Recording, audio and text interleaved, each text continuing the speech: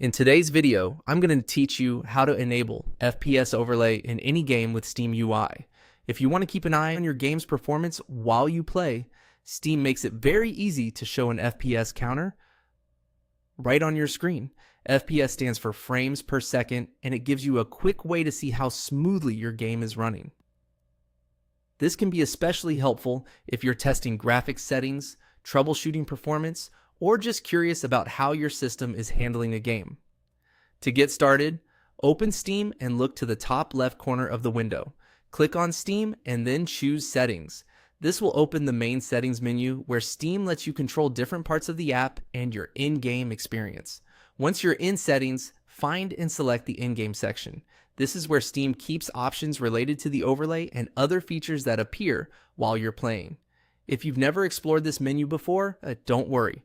The setting we need is simple to find. Inside the in-game section, look for the option called In-Game FPS Counter. In some newer versions of Steam, this may appear under a performance monitor setting instead, so if the wording looks a little different, that's completely normal. Here, you'll be asked where you want the FPS counter to appear on your screen. You can choose top left, top right, bottom left, or bottom right. Pick the position that works best for you. If you want it visible, but out of the way, a corner that doesn't block important game information is usually the best choice.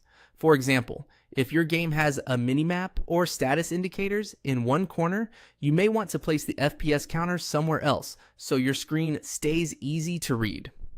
After that, launch a game through Steam. Once the game starts, the FPS counter should appear on screen in the corner you selected. You don't need to install any extra software or configure anything else. As long as the game is launched through Steam, the overlay should work.